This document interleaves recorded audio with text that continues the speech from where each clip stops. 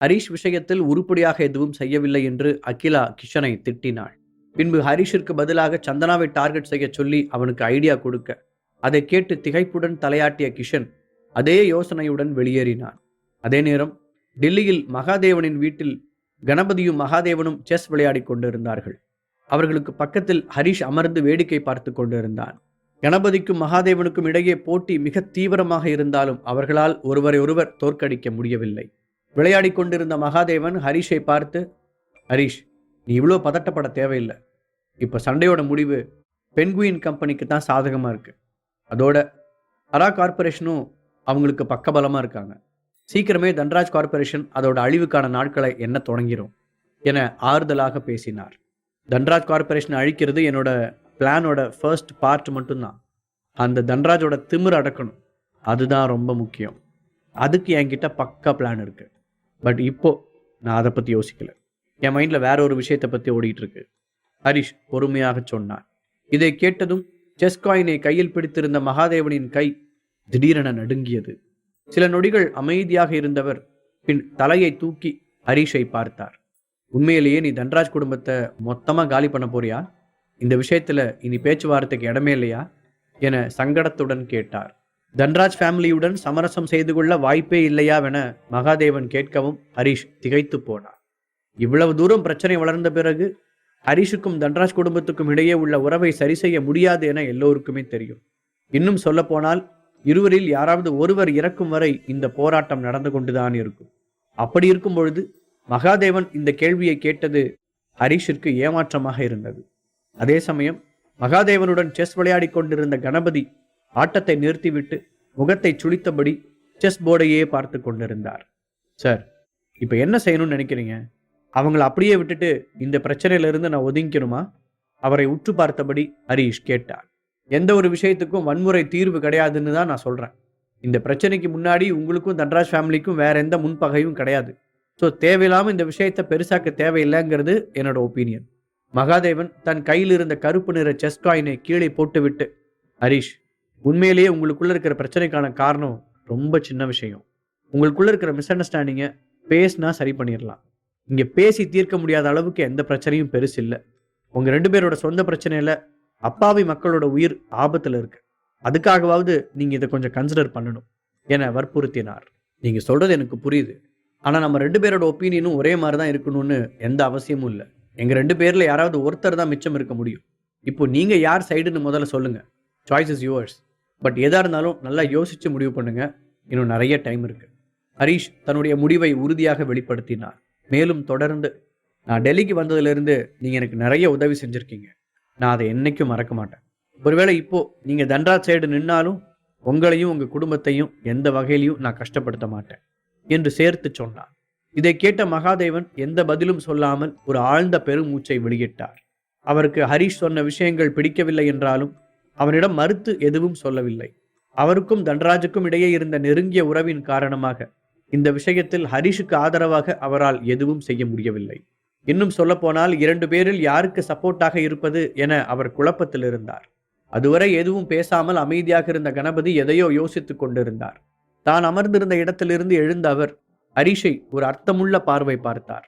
பின் கதவை திறந்து கொண்டு வேகமாக அந்த வீட்டை விட்டு வெளியேறினார். ஹரிஷும் அவரை பின்தொடர்ந்து வெளியேறியதை பார்த்த மகாதேவன் முகத்தில் ஒரு கசப்பான புன்னகை தோன்றியது. அவர்கள் வெளியேறிய காரணம் சரியாக தெரியாவிட்டாலும் ஹரிஷ் சொன்ன வார்த்தைகளை பற்றி சிந்திக்க இந்த நேரத்தை பயன்படுத்தி கொள்ள முடிவு செய்தார். மகாதேவன் வீட்டை விட்டு வெளியேறிய பிறகு கணபதியும் ஹரிஷும் மெதுவாக ரோட்டில் நடக்க ஆரம்பித்தார்கள். நாங்கள் 2 பேர் பேசின விஷயத்தை பற்றி நீங்கள் என்ன நினைக்கிறீங்க? ஹரிஷ் முதலில் மௌனத்தை கலைத்தார். கணபதி தன்னிடம் எதையோ தனிப்பட்ட முறையில் சொல்ல வேண்டும் என்பதற்காகவே தனியாக அழைத்து வந்திருப்பது அவனுக்கு புரிந்தது. மகாதேவன் சொன்னதில் எனக்கு கொஞ்சம் கூட உடன்பாடே இல்லை. நீங்கள் பேசின விஷயங்களும் எனக்கு கொஞ்சம் கூட பிடிக்கல. அதே மாதிரி நீ அவர்கிட்ட நான் முக்கியமாக தன்ராஜ் முக்கியமான முடிவு பண்ணுங்கன்னு சொன்னதும் தப்பு தான். நாம் எல்லாருமே நம்மளோட குடும்பத்துக்காகவும் நம்மளோட திறமையை நிரூபிக்கிறதுக்காகவும் தான் இவ்வளோ தூரம் ஓடிட்டுருக்கோம். அவங்களுக்கு எது லாபமோ அந்த சைடு தான் நிற்பாங்க. அதே மாதிரி நீ ஒரு நல்ல பொசிஷனுக்கு வரணும்னா மற்றவங்க சொல்கிற விஷயங்களை உனக்கு பிடிச்ச மாதிரி மாற்றிக்க தெரியணும். எல்லார்கிட்டையும் யோசனை கேளு, தப்பில்லை.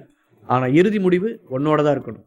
ஹரிஷின் தோளை தட்டி சொன்ன கணபதி, உன்னோட பவர் என்னன்னு நீ முழுசாக புரிஞ்சுக்கிட்டேன்னா மட்டும்தான் பெரிய விஷயங்களை சாதிக்க முடியும். உன்னோட வாழ்க்கை உன் கையில தான் இருக்கு என சேர்த்து சொன்னார். சார், நீங்க சொல்றது எனக்கு நல்லாவே புரியுது. ஆனா இந்த நேரத்தில் எப்படி மூவ் பண்றதுன்னு என்னால கிளியர் கட்டா முடிவு பண்ண முடியல. ஹரிஷ் தன்னுடைய மனக்குழப்பத்தை ஒப்புக்கொண்டார். ஒரு வகையில் இந்த விஷயம் அவனை நீண்ட காலமாக தொந்தரவு செய்தது. நாட்டின் தலைநகராக இருந்த டெல்லி ஏற்கனவே பணக்காரர்களால் நிரம்பி இருந்தது. பல வருடங்களாக அவர்கள் அங்கு செல்வாக்கு பெற்றிருந்ததால் புதிதாக உள்ளே வந்தவர்கள் யாரும் அவ்வளவு சீக்கிரம் முன்னேறிவிட முடியாது. இன்னும் சொல்லப்போனால் ஹரிஷால் ஒரு நல்ல பேஸ்மெண்ட்டை இதுவரை உருவாக்க முடியவில்லை. அவன் டெல்லியில் தனக்கென ஒரு பெயரை உருவாக்க வேண்டும் என்பதற்காகத்தான் ஹெர்பலிஸ்ட் சொசைட்டியின் போட்டியில் முதலில் பங்கேற்றான். அங்கு அவன் எதிர்பாராத அளவு ஆதரவையும் வழிகாட்டுதலையும் பெற்ற பிறகும் கூட நினைத்த அளவுக்கு முன்னேற முடியவில்லை. இன்னும் சொல்லப்போனால் இங்கு வந்த பிறகு அவன் நிறைய எதிரிகளை சந்தித்து அவர்களை வீழ்த்தியும் இருக்கிறார். அப்படி இருந்தும் எந்த பாதையில் முன்னேறுவதென்று அவனால் முடிவெடுக்க இயலவில்லை. ஹரிஷ், தேவையில்லாம மனசை போட்டு குழப்பிக்காத. எந்த விஷயத்தையும் மனசால யோசிக்காத.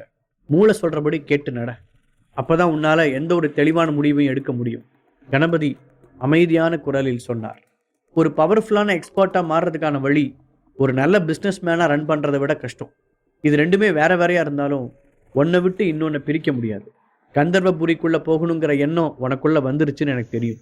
முதல்ல நீ டெல்லியில ஒரு ஸ்ட்ராங்கான பேஸ்மெண்ட்டை உருவாக்கணும். அப்பதான் கந்தர்வபுரிக்குள்ள போறதுக்கான வழி கிடைக்கும் என்று கணபதி ஹரிஷுக்கு தெளிவாக விளக்கினார். அவர் சொன்னது ஹரிஷுக்கு ஒரு வகையில் திகைப்பாக இருந்தாலும் கணபதியின் அனுபவத்திற்கு அவரால் எதையும் கண்டுபிடிக்க முடியும் என்று தோன்றியது. அதன் பின், நீங்க சொல்றதெல்லாம் புரியுது சார், இருந்தாலும் என அவன் தயங்க, இங்க எந்த அளவு பிஸ்னஸ் ஹோப் இருக்கோ அதே மாதிரி போட்டியும் அதிகமாக தான் இருக்கும். அதனால நீ எந்த ஃபீல்டை சூஸ் பண்ணங்கிறதுல ரொம்ப கவனமாக இருக்கணும். ரொம்ப தெளிவாக யோசித்து ஒரு பிஸ்னஸில் நுழையும் போது சாதாரண மக்களோட ஹெல்ப் இல்லாமல் அதை செய்ய முடியாது அப்படிங்கிறதையும் புரிஞ்சுக்கும். ஒரு மனுஷன் வாழ்வதற்கான அத்தியாவசிய தேவைகளில் உணவு, உடை, இதுக்கப்புறமா இப்போ மெடிசனும் முக்கியமான இடத்துல இருக்கு என்ற கணபதி ஒரு அர்த்தத்துடன் முடித்தார். ஹரிஷ் உதட்டை கடித்து கொண்டு கணபதி சொன்னதை பற்றி தீவிரமாக யோசித்தான். இந்த தொழில்களில் ஒன்றில் அவன் பெரிய ஆளாக முடிந்தால் இன்னும் பல விஐபிகளுடன் அவன் தொடர்புகளை உருவாக்கி கொள்ள முடியும். இதையெல்லாம் யோசித்த அவனுக்கு கணபதியின் வார்த்தைகள் ஒரு புது உற்சாகத்தை கொடுத்தது. அதோடு எந்த துறையை தேர்ந்தெடுப்பது என்ற சில பயனுள்ள அட்வைஸ்களும் கிடைத்தது. ஹரிஷ், நான் ஒரு விஷயம் உங்ககிட்ட கேட்கணும்னு நினைச்சேன். ஓவியா உன்னோட நல்ல ஃப்ரெண்ட் இல்லையா? ஃபார்மசிட்டிக்கல் பிஸ்னஸில் 3 பேர் டாப்பில் இருக்கிறதா கேள்விப்பட்டேன். ஓவியாவோட ஃபேமிலியும் அதில் முக்கியமான பார்ட்னர். நீ ஏன் அவகிட்ட உனக்கு தேவையான ஹெல்ப்பை கேட்கக்கூடாது? கணபதி ஹரிஷிடம் ஆழ்ந்த குரலில் கேட்டார். அவர் சமீபத்தில் மகாதேவனுடன் அதிக நேரத்தை செலவிட்டு இருந்தாலும் ஹரிஷுக்கு நடந்த விஷயங்கள் அனைத்தையும் தெரிந்து வைத்திருந்தார். ஓவியா குடும்பத்துடன் மறுபடியும் பழக வேண்டும் என்பது அவனுக்கு அவ்வளவாக பிடிக்காவிட்டாலும் அதுதான் சிறந்தது என்பதை புரிந்து கொண்டான். அதனால் அவன் உடனே ஓவியாவை மொபைலில் அழைத்து, ஹலோ ஓவியா, பிஸியா இருக்கியா? எனக்கு கொஞ்சம் உன்னோட பேச வேண்டியிருக்கு, நம்ம மீட் பண்ணலாமா என கேட்டான். மறுமுனையில் ஒப்புதலான பதில் கிடைக்கவும் இருவரும் 2 மணி நேரத்தில் ஒரு ஹோட்டலில் சந்திப்பதாக முடிவானது. குறிப்பிட்ட ஹோட்டலில் ஹரிஷ் காத்திருக்க சரியான நேரத்தில் ஓவியாவும் வந்து சேர்ந்தாள். இருவரும் வசதியான ஒரு டேபிளில் அமர்ந்தவுடன், ஹரிஷ், நீ எங்க அப்பா கிட்ட என்ன சொன்ன என ஓவியா வேகமாக கேட்டாள். ஏனெனில் முன்பு ஹரிஷ் அவளது வீட்டிற்கு வந்திருந்த பொழுது ஓவியா வெளியே சென்று ரூமிற்குள் வருவதற்குள் ஹரிஷ் கிளம்பிவிட்டான். பாண்டியன் மட்டும் தனியாக அமர்ந்து காஃபி குடித்துக் கொண்டிருந்தார். அதற்கான காரணத்தை கேட்டபொழுது அவர் சரியான பதில் அளிக்கவில்லை. அதனால் அந்த விஷயத்தை பற்றி ஹரிஷை கேட்டு தெரிந்து கொள்ள முயன்றாள். அவள் அப்படி கேட்டதும் ஹரிஷின் முகம் இறுகியது. அவர்களுடைய ஃப்ரெண்ட்ஷிப்பை தவறாக புரிந்து கொண்டதுடன் அவனையும் அவனது குடும்பத்தையும் மிரட்டுவது போல் அவளது தந்தை பேசியதை பற்றி அவனால் எப்படி சொல்ல முடியும்? நான் ஒன்றும் சொல்லலையே, ஃபியூச்சரில் என்ன பிளான் இருக்குன்னு கேட்டாரு, அதுக்கு பதில் சொன்னேன், அவ்வளவுதான் என்று சொன்னவன் அதற்கு மேல் அதை பற்றி பேச விரும்பவில்லை. அதனால் வேறு விஷயத்திற்கு பேச்சை மாற்றியவன், இன்னைக்கு மெடிக்கல் ஃபீல்டில் இருக்கிற டாப் 3 ஜாம்பவான்களில் உங்கள் குடும்பமும் ஒன்றுன்னு கேள்விப்பட்டேன். டெல்லியில் நான் கூட சொந்தமாக ஒரு ஃபார்மசிட்டிக்கல் கம்பெனி ஆரம்பிக்கலான்னு நினைக்கிறேன். இந்த விஷயத்தில் உன்னால் எனக்கு ஏதாவது ஹெல்ப் பண்ண முடியுமா என கேட்டாள். ஹரிஷ் சொன்னதை கேட்டு முதலில் கேலி செய்கிறான் என நினைத்த ஓவியா, என்ன ஹரிஷ், கிண்டல் பண்ணுறியா?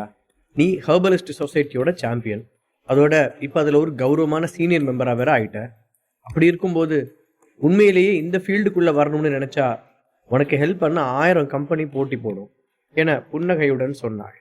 1000 கம்பெனிஸ் ஹெல்ப் பண்ணுறது இருக்கட்டும், எனக்கு என்னோட ஓன் ப்ராஜெக்ட் சக்ஸஸ் ஆகணும். அதுக்கு உன்னால் ஹெல்ப் பண்ண முடியுமா முடியாதா? ஹரிஷ் நேரடியாக கேட்டான். ஹெர்பலிஸ்ட் சொசைட்டியின் சாம்பியன் சொந்தமாக புது பார்மசிட்டிக்கல் பிஸ்னஸ் தொடங்குவான் என ஓவியா எதிர்பார்க்கவில்லை. அதனால் சற்று நிதானித்தவள், சரி, பிஸ்னஸ் பற்றின டீட்டெயில்ஸை நான் உனக்கு அப்ராக்சிமேட்டாக சொல்கிறேன். உனக்கு யூஸ் ஆகிறத மேட்ச் பண்ணிக்க எங்கள் ஃபேமிலியை தவிர இன்னும் 2 பேர் இந்த ஃபீல்டில் ஜாம்பவான்களாக இருக்காங்க. அதில் ஒருத்தர் வாசுதேவன், இன்னொருத்தவங்க ஜனார்தனன் ஃபேமிலி என்று சொன்னவள் எதையோ யோசித்தவாறு ஒரு வினாடி நிறுத்தினாள். வாசுதேவன் சார் ஆரம்பத்தில் ஹெர்பலிஸ்ட் சொசைட்டியோட சீனியர் மெம்பராக இருந்தார். ஆனால் அதுக்கப்புறம் ஏன் அதை விட்டு வெளியே வந்தாருன்னு எனக்கு தெரியாது. அதுக்கப்புறம் தான் அவரோட மொத்த குடும்பமும் இந்த பிஸ்னஸில் ரொம்ப டீப்பாக இறங்கினாங்க. அவங்களோட சொந்த ஃபார்முலாவோட அடிப்படையில் எல்லா வகையான மெடிசின்ஸையும் தயாரித்தாங்க என சொல்லி முடித்தாள். ஓகே, நெக்ஸ்ட்டு ஜனார்தனன் ஃபேமிலி பற்றி உனக்கு என்ன தெரியும் என ஹரிஷ் தூண்ட, ஜனார்தனன் ஃபேமிலி பல தலைமுறைகளாக இந்த ஃபீல்டில் இருக்காங்க. இப்போ அந்த ஃபேமிலியில் அண்ணன் தம்பிங்க 2 பேரும் அவங்களோட வேலையை பிரிச்சுக்கிறாங்க. மூத்தவர் ஜனார்தனன் உயிருக்கு ஆபத்தான ரொம்ப ஆபத்தான டிசீஸுக்காக ட்ரீட்மெண்ட் கொடுக்கறதுக்காகவே மொத்த வாழ்க்கையும் அர்ப்பணிச்சிருக்காரு. அவரோட தம்பி காமன் டிசீஸுக்கு சாதாரண ஹெர்பல்ஸை வச்சு ட்ரீட்மெண்ட் பண்ணுறாரு.